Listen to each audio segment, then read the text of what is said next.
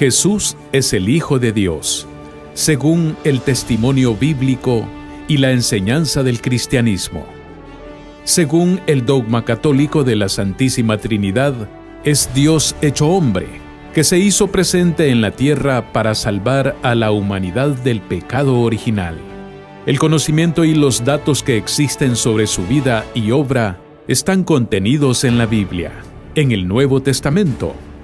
Nació en Belén y vivió entre las regiones de Galilea y Judea, y finalmente fue crucificado en Jerusalén. Para las diversas ramas del cristianismo, es el Hijo de Dios, y por ende lo encarna. Los judíos lo consideran un profeta, pero niegan su divinidad, mientras que los musulmanes también lo consideran un profeta y lo llaman Isa. Pero para los católicos, su muerte y posterior resurrección redimieron al hombre del pecado original. Su doctrina insistió en amar a Dios como al prójimo, incluyendo a los enemigos, y en practicar la misericordia. Jesús nació en la ciudad de Belén, 6 días antes que comenzara el año 1 de nuestra era. También se le denomina Jesucristo y Jesús de Nazaret por haber crecido en dicha ciudad. Los evangelios de San Mateo y San Lucas nos proporcionan los detalles de su vida y obra. Su llegada al mundo sucedió en Belén, en un establo muy precario, que su padre, José, encontró como refugio para que su esposa, la Virgen María, diese a luz al Hijo de Dios. Ya había recaído sobre todos los niños varones menores de 2 años la amenaza de Herodes, asesinarlos para de esta manera hacer desaparecer al Hijo de Dios, que él supuso significaba una amenaza directa a su poder.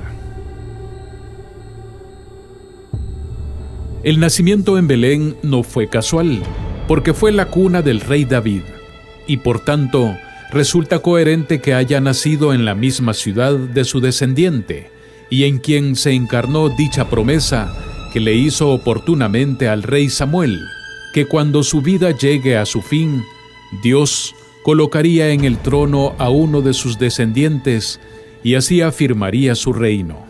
Sería justamente él quien construyese su casa en su honor, y Dios afirmaría así el trono real para siempre. Asumiría como su padre. Su llegada fue anticipada por Juan el Bautista, su primo.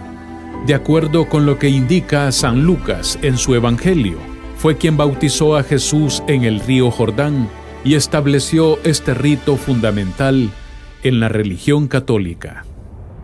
Predicó la palabra de Dios, desplegó su rol evangélico y empezó a ser seguido por un nutrido grupo de seguidores a quienes llamó apóstoles, que en griego significa enviados, y que lo acompañaron hasta el fin de sus días. Simón Pedro, Santiago, Andrés, Juan, Felipe, Bartolomé, Mateo, Tomás, Santiago, Tadeo, Simón y Judas, quien lo traicionó con las autoridades y terminó por desencadenar su apresión. La prédica la acompañó de milagros, y que de a poco fueron convenciendo a sus discípulos y al pueblo. Predicó en sinagogas, en espacios públicos, y utilizó las parábolas para transmitir la fe y explicar la vida al lado de Dios.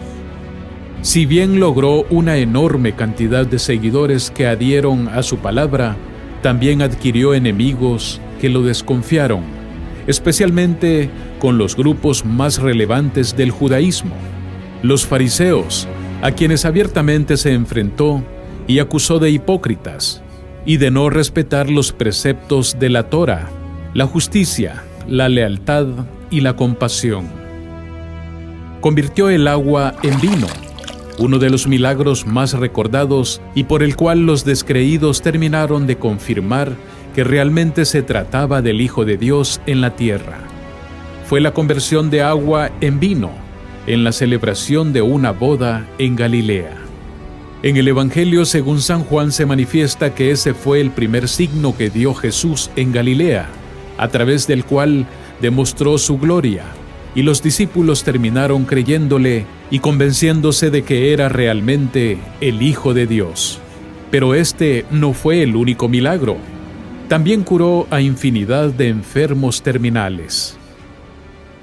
Días antes de su pasión, subió a un monte y oró junto a sus apóstoles.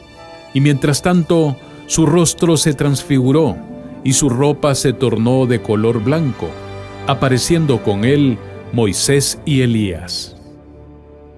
Jesús celebró la última cena con los apóstoles, y en medio de esta anunció a sus apóstoles que sería traicionado por uno de ellos.